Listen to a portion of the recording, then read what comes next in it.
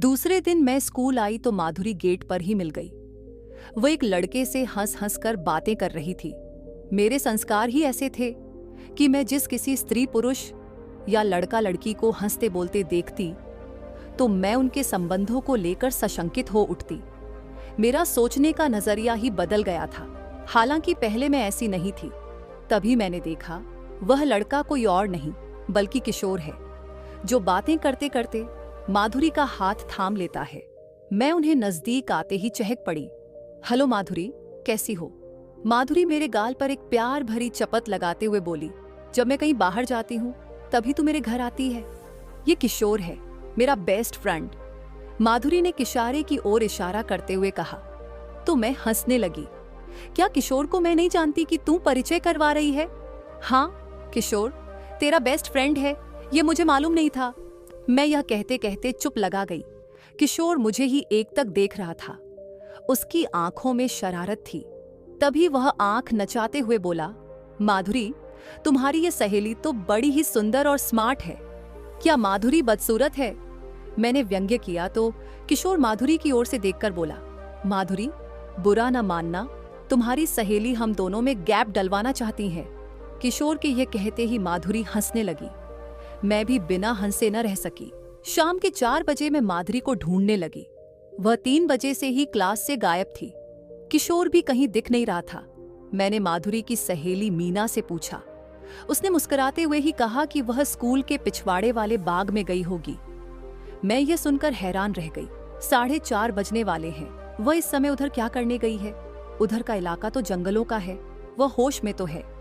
नहीं चाहते हुए भी मैं स्कूल के पिछवाड़े की ओर बढ़ गई। हालांकि उधर जाना एक लड़की के लिए खतरे से खाली नहीं था। अभी पिछले महीने से ही तो एक स्कूल की लड़की की लाश बाग में मिली थी। कुछ दरिंदों ने उसके साथ बलात्कार कर उसकी हत्या कर दी है थी। मुझे काफी डर भी लग रहा था। फिर भी मैं दबे पांव झाड़ियों के बीच से होते हुए बाग में पहुंच गई। तभी मैंने एक घने पेड़ की ओट में खड़े माधुरी और किशोर को देखा। मेरे तो होश ही उड़ गए। माधुरी यहाँ किशोर के साथ क्या करने आई है? मुझे कुछ गड़बड़ लगा तो मैं सधे पांवों से एक दूसरे पेड़ की ओर बढ़ गई।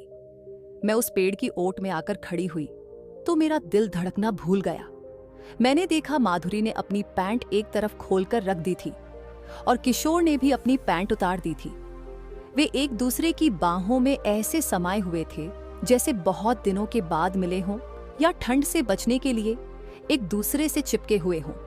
फिर तभी मैंने जो दृश्य देखा उसने मेरे रोंगटे खड़े कर दिए। मैं चुपचाप पेड़ के सहारे खड़ी उनकी यौन क्रीड़ा देखती रही। जब वे झाड़ी की ओर बढ़े तो मैं भी पेड़ों की ओट से होते हुए झाड़ी की ओर बढ़ गई। वे तेज तेज कदमों से चल रहे थे, आगे पीछे कुछ भी नहीं देख रहे थे। जब वे झाड़ी को पार कर स्कूल के ग्राउंड की ओर बढ़े तो माधुरी की आवाज सुनाई दी, किशोर, तुम पहले जाओ, हम दोनों साथ साथ जाएंगे तो कोई शक कर सकता है। माधुरी यह कहकर इधर ही खड़ी हो गई। किशोर चला गया। किशोर के जाते ही मैं तेज कदमों से आगे बढ़ गई। मैं माधुरी को पकड़ लेना चाहती थी और उससे यह पूछना चाहती थी कि माधुरी, तू किस मजबूरी में किशोर के साथ यह खेल खेल रही है? आखिर मैंने माधुरी को पकड़ ही लिया। वह मेरे तेज तेज कदमों की आवाज सुनकर ऐसे चौंक कर मुड़ी जैसे किसी हिरण पर शेर ने अचानक ही हमला बोल दिया हो और वह संभलते संभलते गिर गया हो। माधुरी मुझे वहां देखकर हैरान ही नहीं थी बल्कि काफी डरी हुई थी।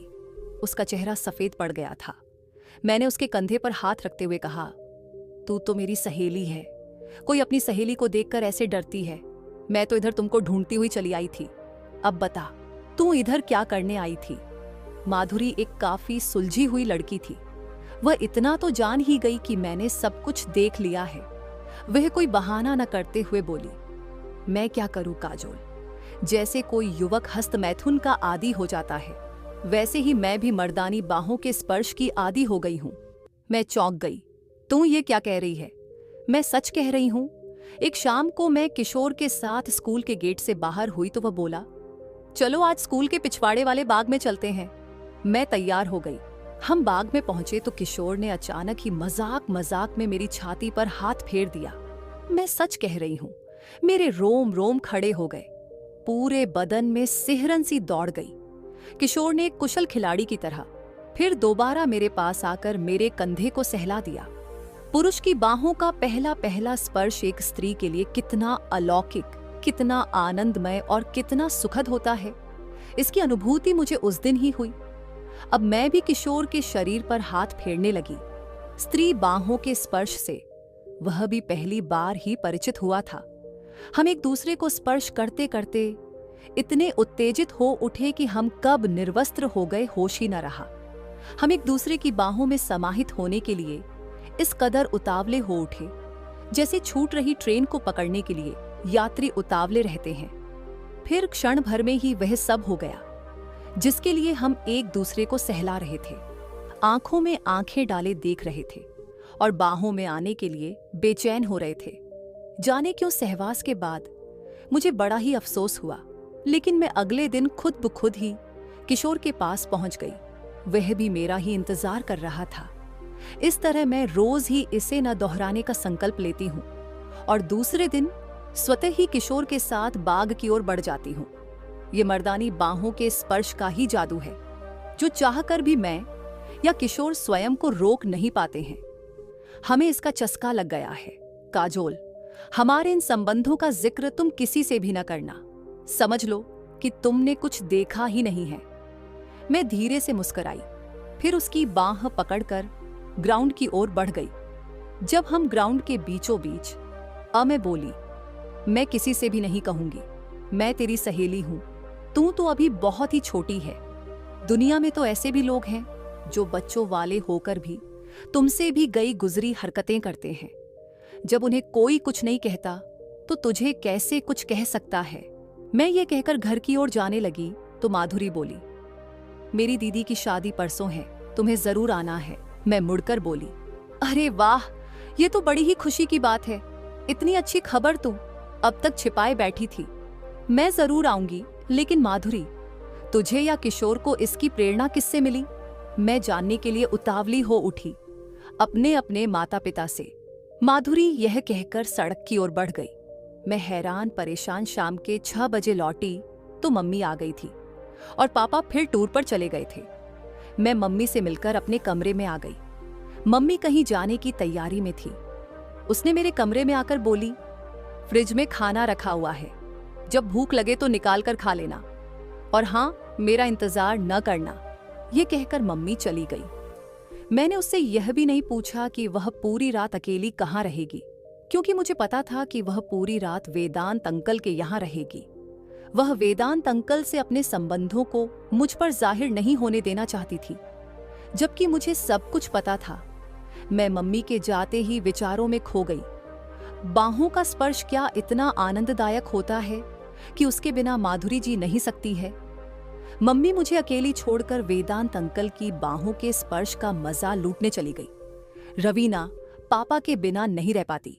क्या आइसक्रीम और बर्फी से ज्यादा स्वाद साथ साथ सोने में होता है? मैं नहीं मानती, यह सब झूठ है। जीवन के सारे सुखों से भी बढ़कर जिस्मानी सुख भला कैसे हो सकता है? मैं यह सोचते सोचते झपकी लेने लगी तो मुझे अचानक ही याद आया कि मुझे तो अभी खाना भी खाना है। मैंने उठकर फ्रिज खोला, खाना निकाला। भूख तो उतनी थी नहीं। एक आध रोटी खाने के बाद थाली एक तरफ सरकाकर बिना हाथ धोए ही बिस्तर पर निढाल पड़ गई। सुबह आंख खुली तो अखबार पर नजर जा टिकी। खिड़की से जाने कब अखबार फेंक गया था। अखबार के मुख पृष्ठ पर नजर पड़ते ही मुझे तो पसीना छूट गया। हमारे इलाके की एक ऐतिहासिक मस्जिद को धर्माधों ने ढा दिया था। मैं सरसरी नजरों से खबर पढ़ने लगी। जहां जहां मुस्लिम आबादी वाली कॉलोनियां थीं, वहां वहां कयूं लगा दिया गया था। हमारा घर जिस कॉलोनी में था, वहां मुस्लिमों की संख्या काफी थी। मैंने खिड़की से झांक कर देखा। गलियों में सन्नाटा छाया हुआ था। पुलिस गश्त कर रही थी। मेरा सुबह का सारा प्रोग्राम फेल हो गया। मुझे माधुरी के घर जाना था, इसलिए नहा धोकर किचन में कल की ब्रेड पड़ी हुई थी, उसे सेंक कर नाश्ता किया और बेडरूम में आकर टीवी देखने लगी। मैं घूमने फिरने वाली लड़की कमरे में बंद होकर रह गई थी। मम्मी तो अब आने वाली थी नहीं। पापा का भी इंतजार करना बेकार था। हमारी कॉलोनी में कुछ ज्यादा ही कयूं का असर था। मुस्लिम ज्यादा थे। मैं रात को जो किचन में था वही खाकर सो गई। रात के 12 बज रहे थे। मैं दरवाजा बंद कर सो रही थी। अचानक ही किसी ने दरवाजा थपथपाया तो मेरी आंखें खुल गई। इस समय भला कौन हो सकता है? मम्मी पापा में से तो कोई होगा नहीं। मैं दरवाजा खोलने के पक्ष में नहीं थी। तभी फिर दरवाजे पर थपथपाहट की आवाज हुई। मैं चौकनी होकर बिस्तर से उठ खड़ी हुई और दरवाजे के पास आकर बोली, कौन है? इतनी रात को परेशान कर रहा है? उधर से धीमी आवाज आई, देखिए मैं एक हिंदू हूँ। ये इलाका मुस्लिम बाहुल्य होने के कारण मेरी जान को खतरा है। बाहर पुलिस गश्त कर रही है। मैं सुबह से यहाँ फंसा हुआ हूँ। आप दरवाजा खोलकर मुझे पनाह नहीं देंगी तो ये लोग मुझे जान से मार देंगे। जाकर बाहर गश्त कर रही पुलिस से सहायता मांगो। मैं घर में अकेली हूँ। दरवाजा किसी भी कीमत पर मैं नहीं खोल सकती। तुमसे मेरी जान को भी तो खतरा हो सकता है। मैंने दबी आवाज में ही कहा। मुझ पर विश्वास कीजिए, पुलिस 2 व्यक्तियों पर गोली चला चुकी है। उसे बाहर किसी को भी देखते ही गोली मार देने का आदेश है। यहाँ पर मैं सुरक्षित इसलिए हूँ क्योंकि आसपास में कोई नहीं है। पुलिस भी इधर नहीं है। अगर पुलिस इधर आ गई तो शायद ही मैं बच पाऊंगा। ये कहते कहते वह सुबह पड़ा। मुझे उस पर दया आ गई। वह सचमुच ही मुसीबतों से घिर गया था। मैंने कांपते हाथों से दरवाजा खोल दिया। वह यही कोई 20-21 का स्मार्ट युवक था। भय और दहशत के मारे वह थर-थर कांप रहा था। उसके चेहरे से बेचारगी टपक रही थी। वह कांपते पांवों से अंदर आया और धम से सोफे पर बैठ गया। एक गिलास पानी पिला दीजिए, सुबह से ही प्यास लगी है। मैंने लाइट जलाई और जाकर एक गिलास पानी ले आई। वह एक सांस में गिलास का सारा पानी पी गया। फिर बोला, एक गिलास और अब समझ में आया जान कितनी प्यारी होती है। आप तो अंदर बैठी हैं ना? बाहर भेड़ बकरी की तरह लोग एक दूसरे को काट रहे हैं। मैं जाने कैसे बच गया। वह कल 3 गिलास पानी पी गया। तब कहीं जाकर कुछ सामान्य हुआ। मैं पलंग पर बैठती हुई बोली, आप इधर फंस कैसे गए? अरे कुछ पूछिए मत। मैं इधर मम्मी की साड़ी एक दुकान पर लौटाने आया था। दुकान से साड़ी लौटाकर जब बाहर निकला तो सारा दृश्य ही बदल गया था। चारों तरफ आपस में लोग मरकट रहे थे। मैंने पास खड़े एक आदमी से पूछा तो उसने ही बताया कि यहाँ से जल्दी निकल लो। इस इलाके की एक मशहूर ऐतिहासिक मस्जिद को कुछ धर्मांधों ने गिरा दिया है। यह इलाका मुस्लिमों को है। बमौत मारे जाओगे। मैं दूसरे रास्ते से किसी तरह भागता हुआ इधर चला आया। इधर तो और भी ज्यादा मार काट मची ही थी। तभी पुलिस आ गई।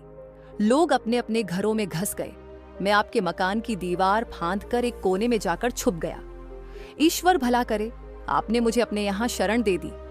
अरे ऐसी कोई बात नहीं, आप सोफे पर इत्मीनान से लेट जाइए। मेरे यह कहते ही वह युवक बोला, आप कहाँ सोएंगी? मुझे तो अंडरवियर और बनियान में सोने की आदत है। कोई बात नहीं, मैं बत्ती बुझा देती हूँ। कोई दूसरा कमरा नहीं है? मैं वहीं सो जाता। आपके कमरे में मुझे सोना अच्छा नहीं लगता। ये शर्माते हुए बोला, कमरा तो है लेकिन उसमें ताला लगा हुआ है। मैं पलंग पर लेट जाती हूँ। ये कहते कहते मैंने बत्ती बुझा दी